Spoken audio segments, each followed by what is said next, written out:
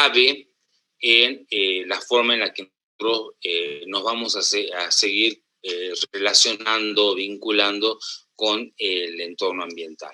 Ustedes piensen, chicos, que más o menos el 30%, nosotros hoy en día producimos un 30% más de alimentos del que necesitamos para mantener la actual población mundial.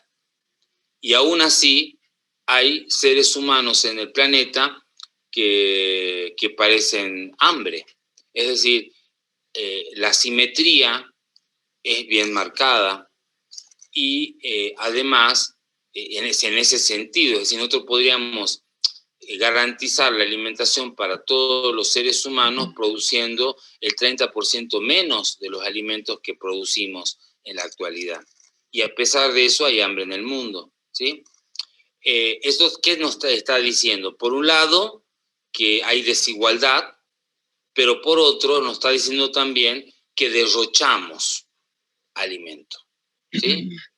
Es decir, que no estamos haciendo un uso eficiente del alimento porque compramos o preparamos más alimento del que efectivamente necesitamos para alimentarnos. Y no me refiero a que nuestro aparato digestivo no es del todo eficiente para asimilar todo lo que comemos, que eso es cierto también, pero derrochamos mucho, ¿sí? Tiramos mucha comida, ¿sí? Tiramos mucha comida. Entonces, hay que pensar que en gran medida, y esto ya no es como ingeniero agrónomo, sino es como ciudadanos, debemos mejorar este aspecto para no gastar, no derrochar alimento y ser más eficiente en preparar el alimento que realmente comemos o vamos a comer y consumimos, ¿sí? Es algo que espero les vaya haciendo funcionar en la cabeza. No digo que yo sea eficiente y que yo sea el ejemplo de que persona que no derrocha, pero cada vez que voy a tirar parte de un alimento que ya está pasado, que ya no voy a comer, pienso en esto, ¿no? Pienso de que no estoy haciendo bien las cosas cuando estoy tirando la mitad de un tomate que dejé que se descomponga, o cuando una papa quedó por ahí y ya no está en condiciones de ser consumida, yo voy pensando que estoy manejándome mal, digamos, ¿no?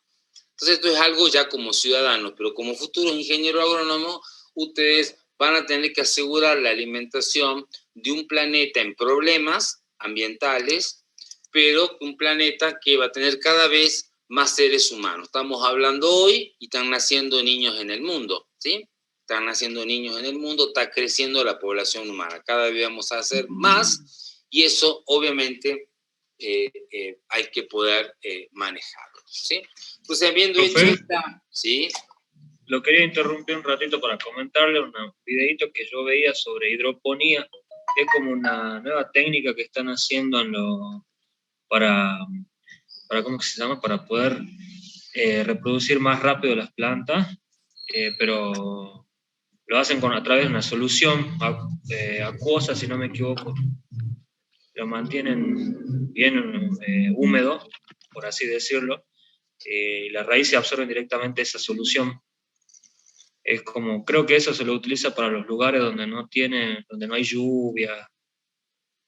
Sí, la hidroponía es una técnica, como vos bien decís, que está asociada a hacer crecer las plantas en una solución acuosa, es una agua, digamos, donde tienen los minerales necesarios, obviamente más el agua, para poder crecer. No es una técnica nueva, es una técnica ya antiquísima que se usa. Ah, ¿sí? Listo. Pero está bien, lo que vos decís es una planta que es una técnica, es una práctica cultural agronómica que se utiliza para la producción de alimentos. Quizá dentro de las estrategias, si vos te referías a estas estrategias para ir haciéndole, tiene que ver con la producción de alimentos en las ciudades. Claro, a gran escala, eso quise decir. No, en las ciudades. Yo me refiero a las ciudades. ¿Sí? Ah, listo. O sea que cada persona, cada uno de nosotros, a lo mejor en nuestro balcón, si vivimos en un departamento, como vivo yo, o en las casas, en los jardines, ¿sí? En los techos, no sé si han visto, ¿sí? En los techos, si no, busquen en internet, y hay muchos proyectos que hacen que la gente produzca al menos parte de lo que va a consumir propiamente, es decir, en huertas familiares, pero en las propias ciudades, en los techos, por ejemplo, en las azoteas, en los balcones de las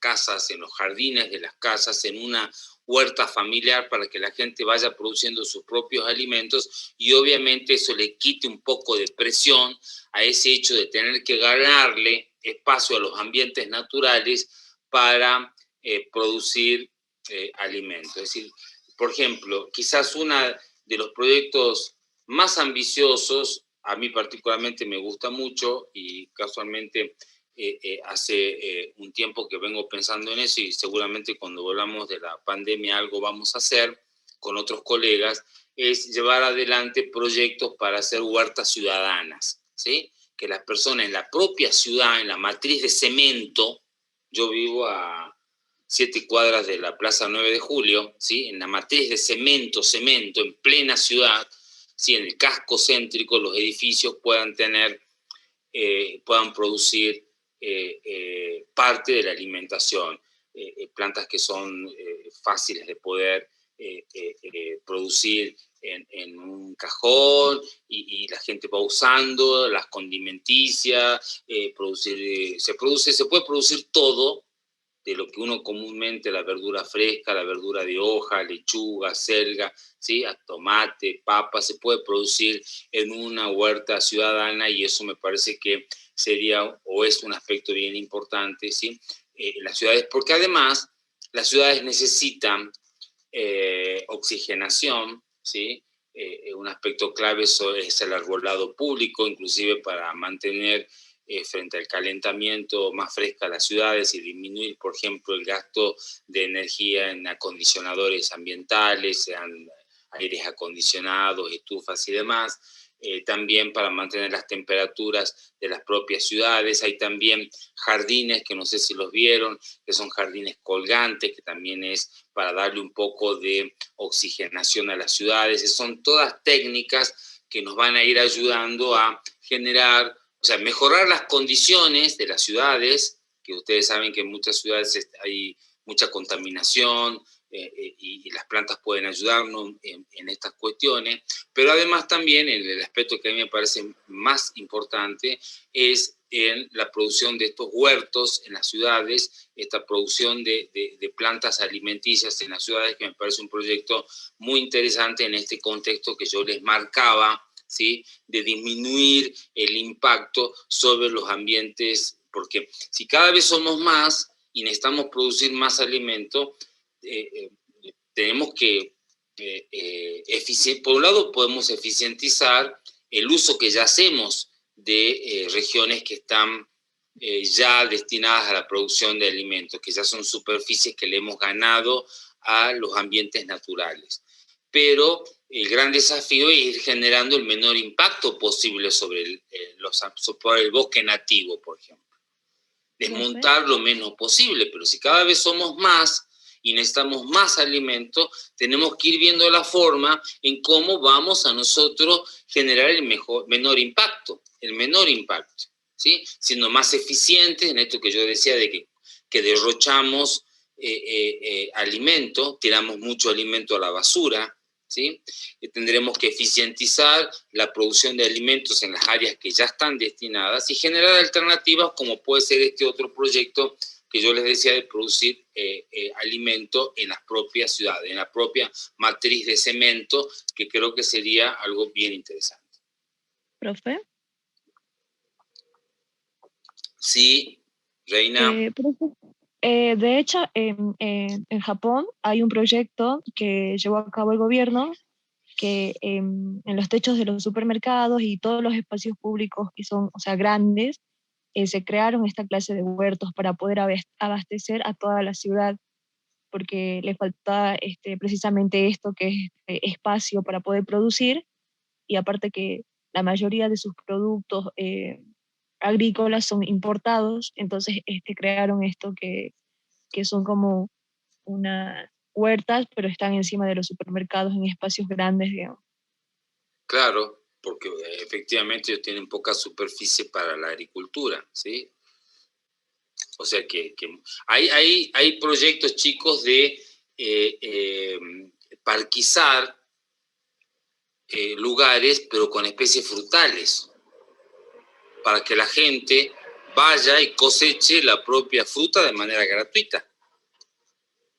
En vez de tener una especie de árbol ornamental, bonito, que está todo bien, porque obviamente son especies que las ornamentales cumplen con ese objetivo, ¿no? De que uno disfrute de una especie de árbol bonita, con linda sombra, con lindas hojas, con lindas flores. También la producción de especies frutales que uno puede cosechar sin necesidad de tener que pedirle permiso a nadie, ¿no? Las va comiendo en función de que están disponibles y son públicas. ¿Me explico? Profe, en la Plaza 9 de Julio hay varias plantas de naranja, ¿puede ser? Sí. ¿Profe? Sí. Acá en la esquina de mi casa, digamos, yo vivo en zona sur, yo tengo un vecino que es el ingeniero agrónomo, ya está jubilado, obviamente, y él a cada vecino le preguntó si aceptaban que él haga una plantación de diferentes tipos de plantas. Y por ejemplo, hay algunos que dijeron, tenemos palta, tomate, sí, o sea, la cuadra y nos ayudamos entre todos, digamos. Vamos, pedimos y nos dan, digamos, está buenísimo porque hay palta, comemos siempre, está buenísima, limones, choclo, y bueno, y él nos enseña cómo cuidar todo, hizo toda la parte del canal de zona sur, hizo él las plantaciones de árboles, de flores, todo. Esa es la idea, bien interesante. La casa de él es hermosa porque está llena de plantas, las vive cuidando. ¿Quién es? La verdad.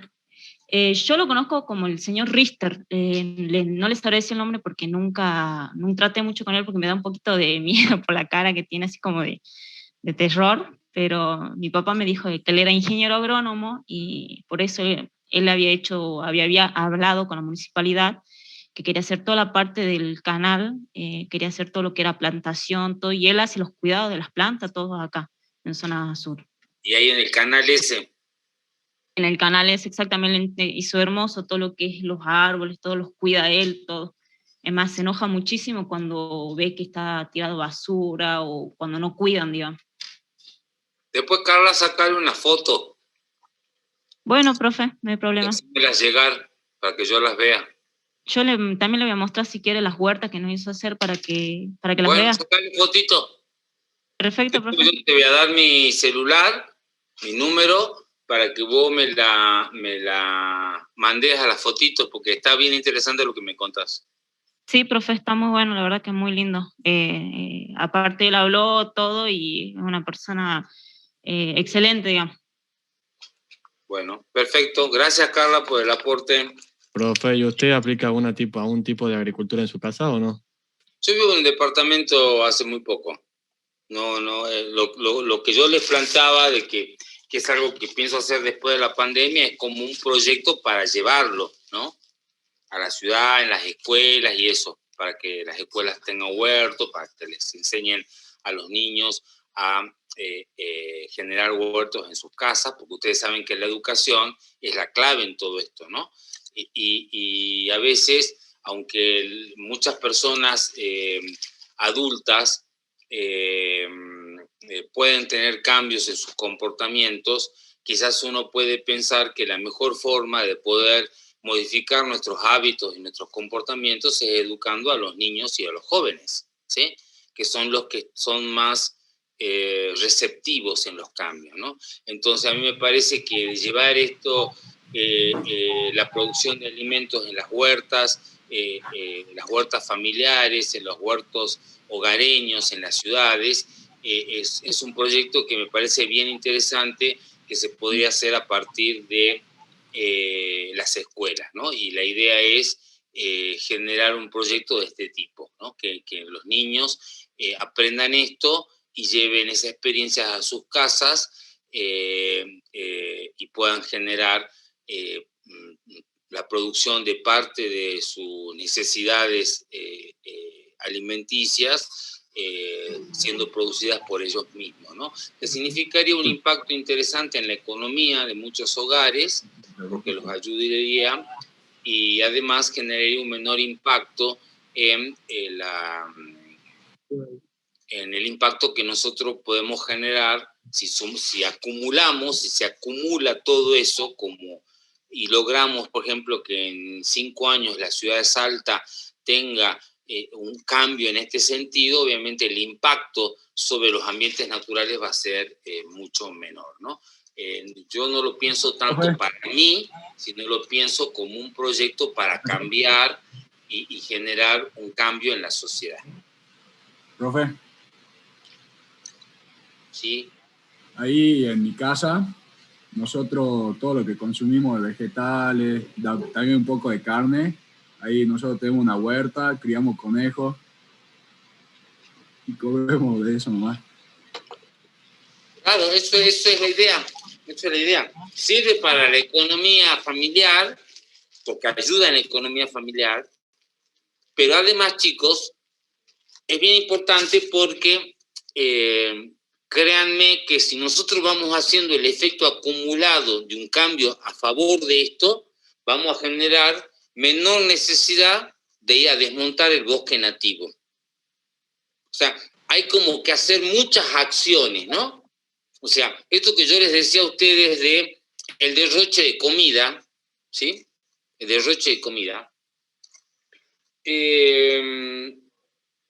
Es algo que tenemos que ponernos a internalizar nosotros, de cocinar lo que efectivamente vamos a comer. Obviamente, que si yo pienso en mi niñez, donde no había freezer, lo que hoy conocemos como freezer, que ya viene incorporado a las heladeras, que nos permite tener el alimento, o al menos algunos alimentos cocinados o no cocinados más tiempo, bajo esas situaciones de temperatura baja.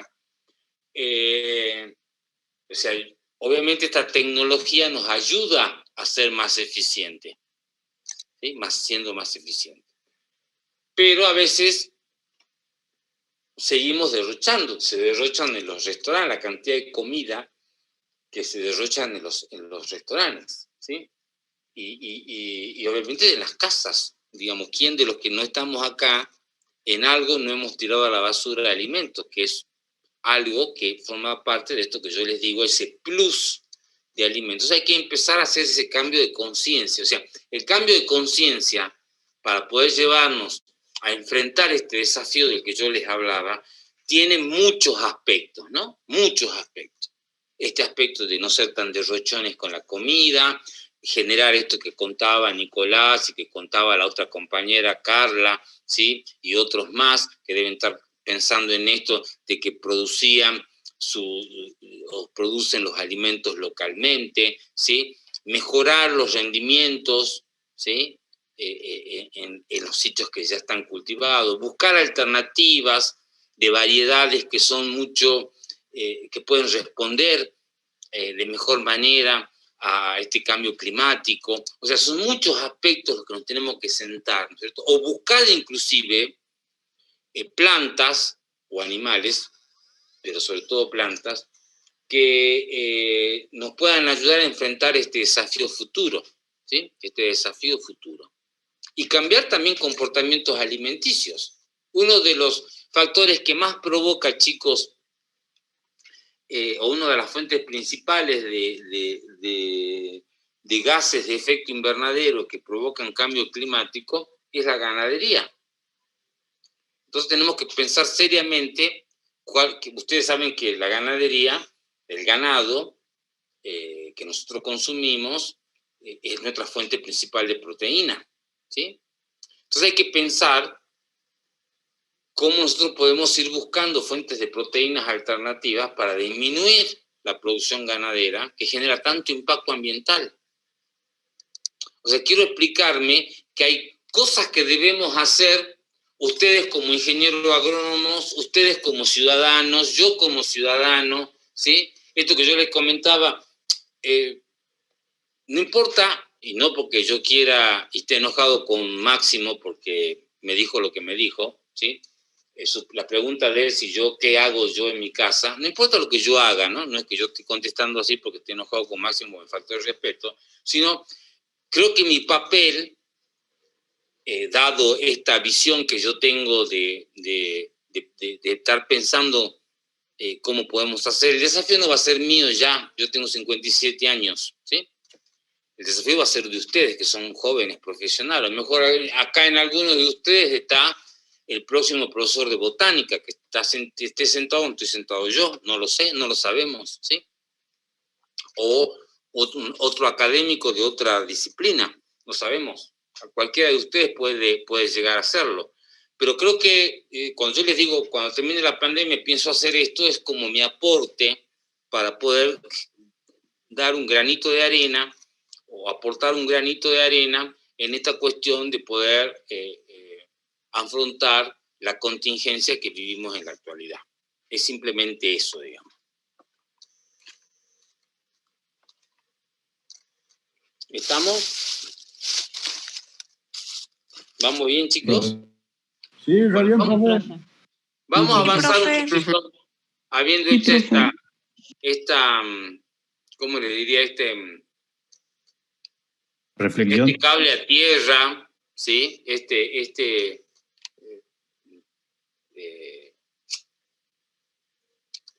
Esta conversación acerca de dónde estamos parados el día de hoy y qué papel les cabe a ustedes, vamos a avanzar un poquito con la temática, ¿sí? Nosotros lo primero que vamos a ver es la célula, ¿sí? Y yo, ¿sí me están escuchando bien o no? Sí, profe. Sí, profe. Sí, profesor. Profe, sí. Sí, Bueno, profe. Así es, profe, se escucha bien. Sí. ahora les voy a poner, si me esperan un minuto, les voy a compartir aquí para que vamos viendo, empecemos hoy y terminemos mañana o continuemos mañana con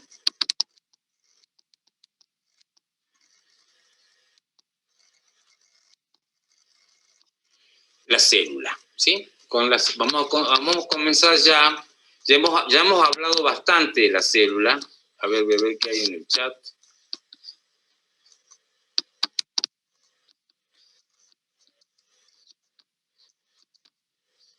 ¿Por qué no me deja ver el chat?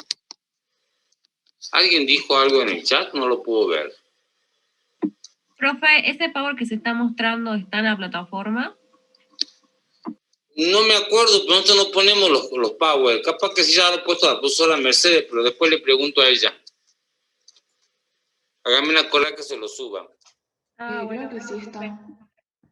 No me acuerdo yo de memoria, porque como yo no subo nada, a veces mi memoria me falla, a lo mejor las chicas me dijeron que sí. La célula es una estructura microscópica, ¿sí? Que nosotros no podemos ver a simple vista. En nuestra materia, nosotros, hay cosas que podemos ver a simple vista, ¿sí?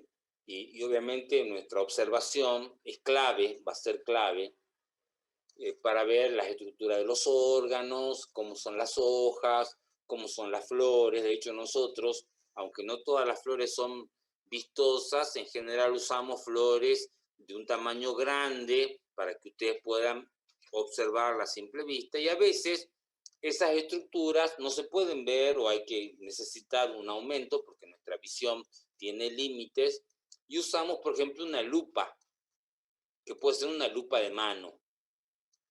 En otros casos ya nos ayuda. En otros casos no hay forma de que una lupa nos pueda ayudar y necesitamos aparatos más sofisticados, como por ejemplo los microscopios, ¿sí? En el caso particular de célula, la única forma de poder estudiar la célula es usando un microscopio. Ese microscopio puede ser un microscopio óptico o un microscopio electrónico, ¿sí? Recuerden que yo les decía que hay parte de la materia que ustedes van a hacer cuando nos podamos ver de manera presencial, entre otras cosas, aprender a manejar un microscopio óptico y poder observar materiales en ese microscopio óptico, poder entenderlos, poder esquematizarlos, ¿sí? Y obviamente eso no lo podemos hacer de manera virtual, ¿sí? No tenemos para mandarles a la casa a cada uno de ustedes prestado un microscopio para que lo puedan analizar, ¿sí? Entonces no nos queda otra que encontrarnos en algún momento cuando esta historia trágica por la que estamos atravesando se solucione. En este sentido, vamos a ver un poquito uno de estos aparatos, ¿sí? Que es el microscopio óptico que ustedes van a utilizar de manera individual cuando volvamos a la actividad, ¿sí? El microscopio óptico nos permite inclusive poder aumentar hasta 1000 veces el tamaño de lo que estamos observando, por ejemplo, una célula, ¿sí? Y en el caso particular, bueno, ahí tienen un microscopio típico o característico, ¿sí?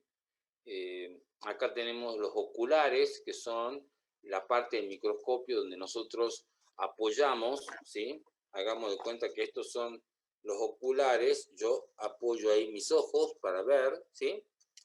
Los oculares. Luego tenemos acá un lugar que es bien importante, que están las lentes que aumentan, ¿sí? Y que se conocen como objetivos, ¿sí? Y que se pueden ir moviendo, por eso esta estructura se denomina revólver. Y de hecho suena, ¿sí? Se va trabando, vamos moviendo, porque como ustedes ven, acá en la transparencia lo dice claramente, que podemos aumentar de 100 a 1000 veces.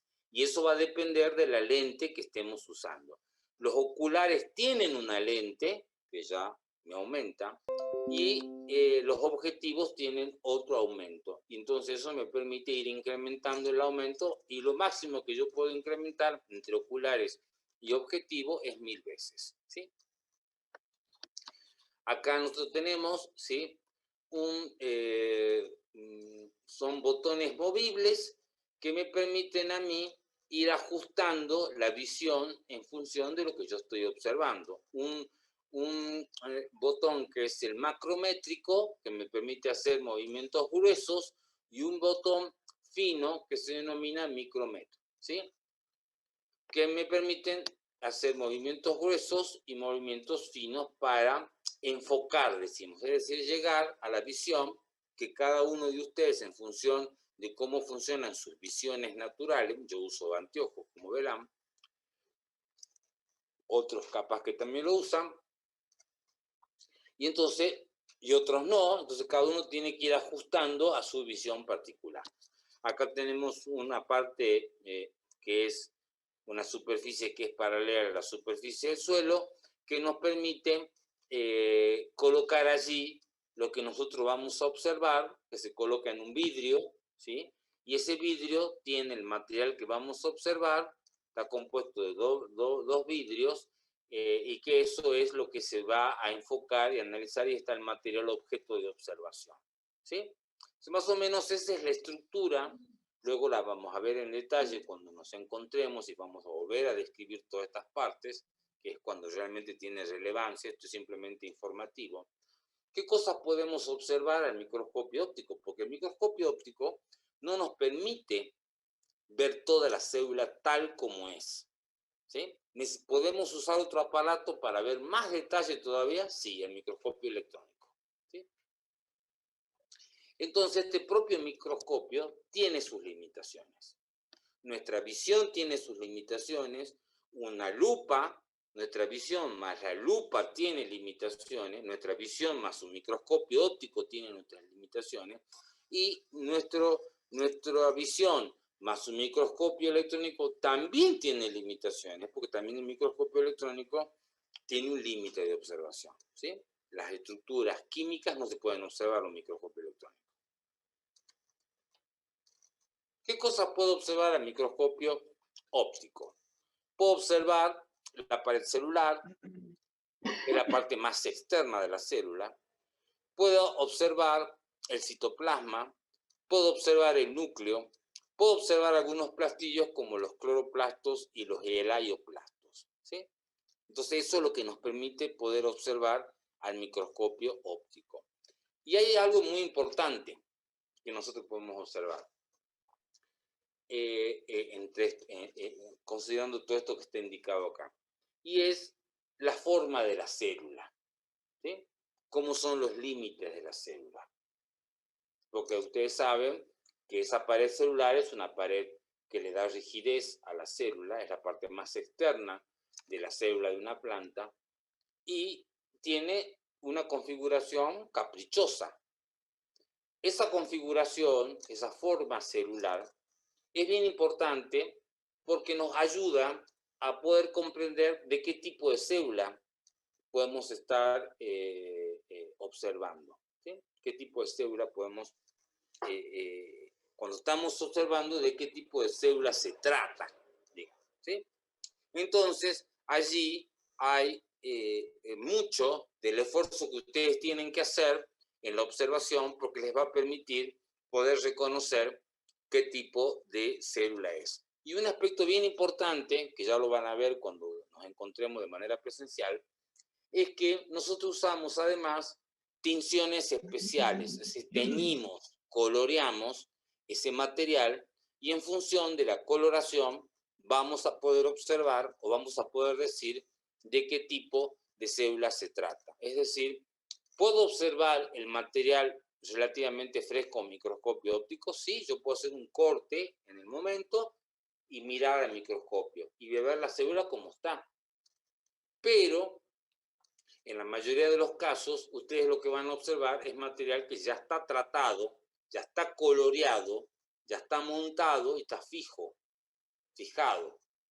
Y se han usado tinturas especiales que pintan a las células, sobre todo a la pared, de diferentes colores, y eso los ayuda muchísimo a ustedes a tratar. O sea, la silueta de la célula, o sea, la forma de la célula, más la coloración, rápidamente a ustedes les va a dar la pauta de qué estamos tratando, digamos. Acá tienen algunos ejemplos de cómo se observan las células, ¿sí? Acá tenemos células que el corte está hecho en el momento, por eso se ve, inclusive, esto que ustedes ven acá verdes son los cloroplastos, ¿sí? Como se ven, los cloroplastos, que se ven verdes, es la estructura celular donde se realiza la fotosíntesis, por eso son verdes, porque tienen clorofila, ¿sí? Y como ustedes ven, acá está lo que yo les hablaba de los límites de las células, ¿sí? Acá tenemos las células, todo esto, ahí están sus límites bien marcados, y como ven, este material está teñido, está coloreado, y se ve claramente los límites entre célula y célula. Miren esta forma caprichosa que yo estoy marcando acá con mi cursor, que es un pelo, ¿sí? Un pelo de la epidermis, que podría ser, no es exactamente eso, pero podría ser el pelo de una hoja de malbón, que tiene una forma similar, que es una forma bastante caprichosa, bastante figurativa, a diferencia de estas otras células que se ve de otra forma. Miren, esta es mucho más regular, ¿sí? Más redondeada, aunque tiene obviamente las paredes bien marcadas, ¿sí? Acá vemos otras células bien características, con sus formas, sus paredes celulares bien gruesas. Acá miren cómo vemos esta célula llena de elaioplastos, que son plastidios que almacenan almidón. Por ejemplo, podría ser esto una célula de una papa, que la papa, el tubérculo de la papa es puro almidón. Un poco para que tengan un pantallazo de lo que ustedes cómo podrían observar al microscopio óptico de las células. Acá tenemos el microscopio electrónico, que es un microscopio que aumentan hasta 250.000 veces el tamaño de la muestra que yo quiero observar. A diferencia del microscopio óptico, ustedes no van a ver, no hay 10 microscopios electrónicos en el laboratorio. La universidad tiene un solo microscopio electrónico, ¿sí? Porque el microscopio electrónico, en general, no va el investigador a observar o ustedes a observar. El microscopio electrónico, si bien se puede observar, como se puede ver, ahí está la pantallita donde se observa, miren, En realidad el microscopio electrónico, la base es que saca fotos. Y lo que uno analiza después es la foto. Es decir, ustedes van a analizar células a microscopio electrónico a partir de fotos, porque así se hace, ¿sí? Es decir, lo que uno analiza es la foto que yo puedo sacar del microscopio electrónico, ¿sí? Y nos permite ver la ultraestructura celular, ¿sí? Y eso incluye las membranas, los sistemas de endomembranas que yo les comentaba, ¿sí? El retículo endoplasmático, el Golgi, obviamente el cloroplasto con mayor detalle, el núcleo con más detalle, ¿sí? Y otras estructuras de ese sistema de endomembrana, ¿sí? Es decir, nos permite ver que el citoplasma no es una estructura más o menos homogénea, sino que es una estructura que contiene muchas estructuras membranosas, como ya lo indicamos cuando describimos la célula eucariota. ¿Sí? El microscopio electrónico es una herramienta muy importante y ha sido una herramienta muy importante para conocer lo que sabemos al día de hoy sobre la célula. Acá tenemos algunos ejemplos de cómo se ven las estructuras al microscopio electrónico. ¿Sí? Miren todo el sistema de endomembranas acá cómo está desarrollado, ¿sí? En el interior de la célula. Esto es un microscopio electrónico que nos muestra la superficie. Miren, acá están los pelos, algunos pelos, de cómo se ven esos pelos en la epidermis puede ser de una hoja, ¿sí? Es decir, nos muestra con mucho detalle, ¿sí? Lo que nosotros podemos ir observando para describir de mejor manera, ¿sí? Esto es un microscopio de transmisión, porque hay dos tipos de microscopio electrónico, de transmisión y microscopio electrónico de barrido, se llama, las dos fotos de abajo, ¿sí? Vamos a ir entonces ahora a meternos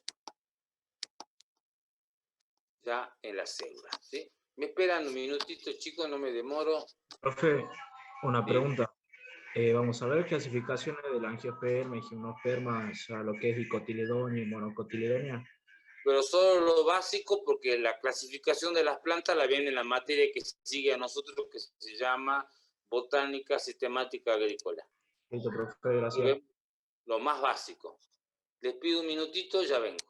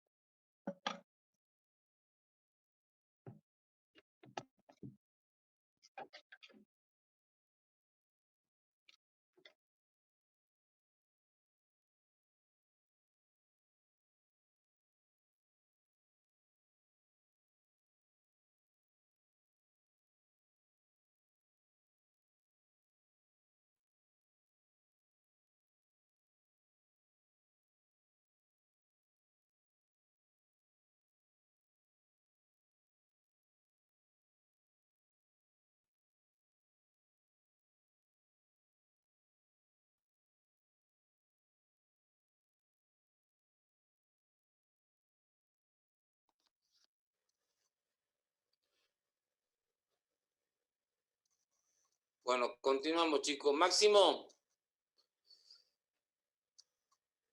la Sí, cortemos, profe. porque el profesor no es... Yo no pensé que te iba a desaprobar, ni que iba a tomar represalias con vos.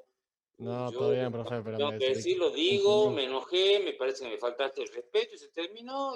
Tiene razón, profe, y Y sí si le te falta el respeto. declaraste presidente de los, si te declaran presidente de los argentinos, te felicito. Este profesor es cero rencor, cero rencor. Pero cuando ocurre algo, te lo va a decir de frente, no me gustó, no me falté el respeto y se terminó. Y chao. Me olvido y otra cosa. Vos no vas a ser evaluado en mi materia porque me faltaste el respeto hace 10 minutos. Vos vas a ser evaluado en mi materia por si sabes botánica o no. Y esto va para todos. ¿Sí? Va para todos. Entonces, la dejemos ahí, ya está, que si la mala suerte, que justo te escucharon y que todos te mandaron al frente, qué sé yo. Eso es de un niño, no de una persona ya. Sí, Yo puedo ser profe, tu también papá le y pido disculpas. yo pues, no me quiero que me pida disculpas, quiero que no lo hagas más, porque ya lo Está bien. hiciste. Sí, ya Y lo si lo hice. haces, bueno, te lo volveré a reclamar, pero yo pienso que es una cosa que no piensen que esto es una cuestión de vida o muerte, porque no lo es así, o al menos para mí no lo es, así que bueno, la dejemos ahí nomás, no la hagamos más larga, no empecemos con la agonía de uy, qué mala suerte, que esto, que lo otro, que aquí, que allá, porque no sirve. ¿Estamos de acuerdo? Bueno, Sí, vamos a profe. continuar. Vamos a ver la membrana celular. ¿Sí? La membrana celular es una estructura bien importante en las plantas, en la célula de las plantas, en todas las células en general, pero particularmente, como nosotros hablamos de las plantas, nos vamos a referir a ellas. ¿Sí? Esta membrana es una membrana que el límite más externo no lo representa la membrana, como en el caso de la célula de los animales. El límite más externo acá en las plantas es la membrana, es la pared celular. Por dentro de la pared celular está la membrana, ¿sí? Que es una estructura que todos los estudios que se han realizado al presente ya han demostrado que está formada por una doble capa de lípidos, ¿sí? Acá tenemos la primera capa de lípidos, los lípidos están representados con esa esfera celeste, con esas dos líneas que se ven, acá se ve claramente abajo, ¿sí? Ahí tienen una cabeza con dos colitas, ¿sí? Eso es un lípido. Entonces, esto forma una capa y acá abajo está la otra capa lipídica, ¿sí? Una doble capa de lípidos. Y tienen proteínas insertas en el interior de esa doble capa, ¿sí? Proteínas intrínsecas, es decir, que están en el interior de esa doble capa lipídica, como extrínsecas, es decir, que se asoman en la superficie, ¿sí? Esta doble capa lipídica tiene una de las propiedades más interesantes que tienen las membranas y que es una permeabilidad selectiva. ¿Qué significa que tengan una permeabilidad selectiva? Significa que dejan pasar algunas cosas y otras cosas no las dejan pasar, ¿sí? No es, la membrana plasmática no deja pasar cualquier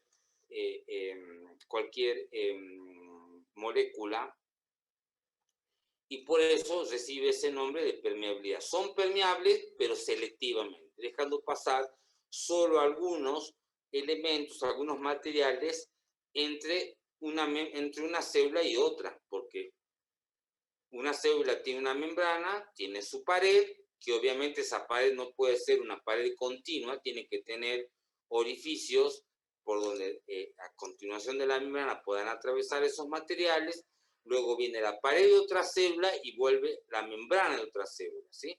Es decir, no son las células cajas cerradas, ¿sí? Ustedes piensen que hay lugares por donde las cosas pueden salir, ¿sí? Y entrar, porque entran y salen cosas de la célula, ¿sí? Y entonces, en el caso particular de la membrana tiene una permeabilidad selectiva, ¿sí? Entonces dijimos, está formada por una doble capa de lípidos, particularmente fosfolípidos, y tienen proteínas asociadas a esa doble capa y su propiedad y su función es la de tener permeabilidad selectiva. Vamos ahora a ir a la pared celular, que es el límite más externo de la célula, ¿sí? La pared celular, que es una pared, eso diferencia a la célula eucariota de una planta de un animal, ¿sí? Está formado por diferentes compuestos químicos. Básicamente, celulosa, hemicelulosa y pectina son los tres compuestos de la pared celular. Celulosa, hemicelulosa y pectina. A ver qué dice el chat. No sé por qué no veo el chat.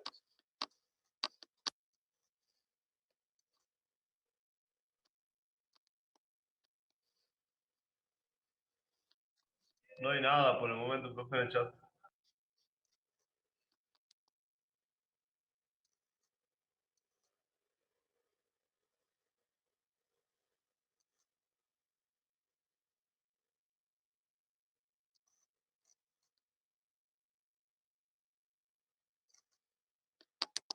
Pectinas, no peptinas. Ahí está escrito. Pectinas. Pectinas y hemicelulosas y celulosa. Esos son los compuestos químicos de la pared. La pared puede ser de dos tipos. Una pared celular primaria o una pared celular secundaria, ¿sí? Esa pared celular primaria,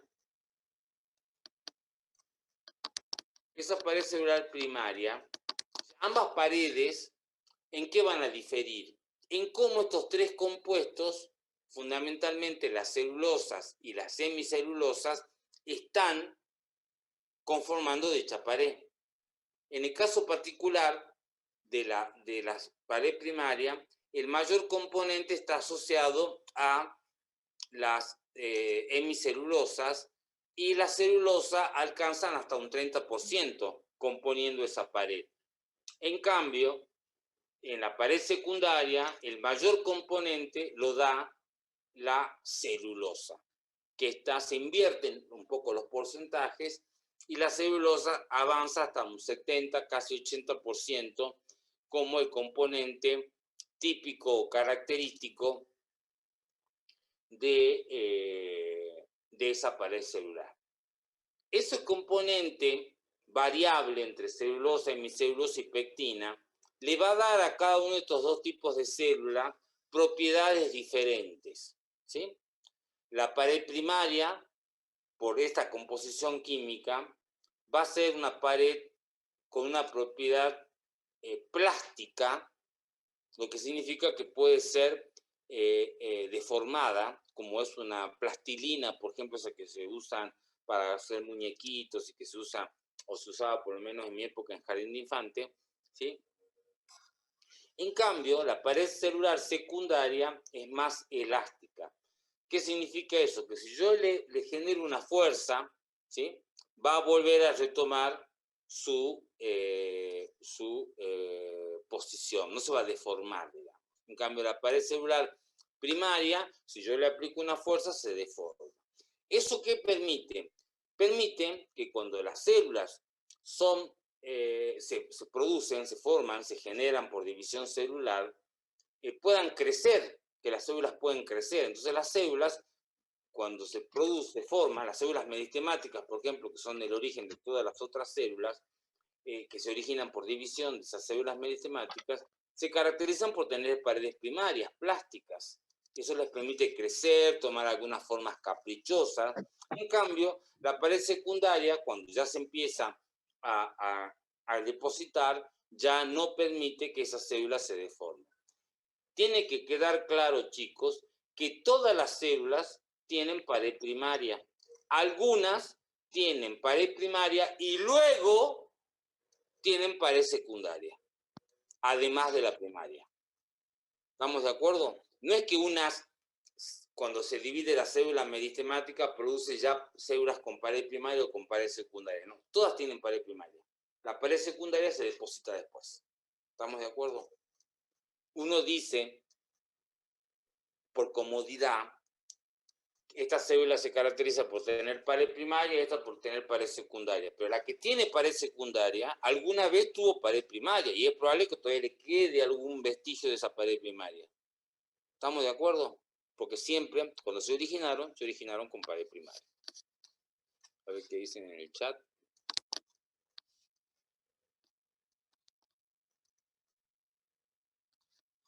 No, nada más.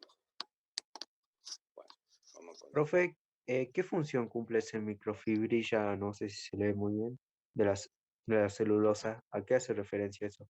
Es cómo se va organizando espacialmente la celulosa. ¿Sí? Es cómo se va organizando para conformar esa matriz de pared. Es simplemente eso. O sea, la función la tiene la pared como un todo. Y esa función va a estar dada por si es una pared primaria o es una pared secundaria. La pared primaria es plástica, permite el crecimiento de la célula. En cambio, la pared secundaria es una pared elástica. Ante una fuerza no se deforma. ¿Sí? Acá ustedes tienen la pared primaria y la pared secundaria, ¿sí? Acá se ve cómo esas microfibrilas están desordenadas y acá se ve cómo las microfibrilas de celulosa están ordenadas en diferentes orientaciones, generando una matriz más compacta que impide esa deformación, ¿sí?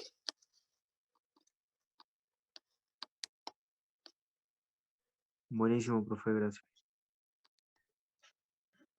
Profe, ¿podría hacer un poco más chica la pantalla? Ahí tiene un más y un menos, así se ven bien las imágenes, porque Ya no si se no se ven ven bien. como a la mitad. A ver, ¿dónde vemos lo más chica? Ahí tiene un más y un menos arriba. Ah, sí. Ahí. En uno más está bien, digamos. Ahí. No, o sea, con uno más grande. Creo que ok. quedaban. Ahí. Ahí se ve mejor. Ahí se ve bien.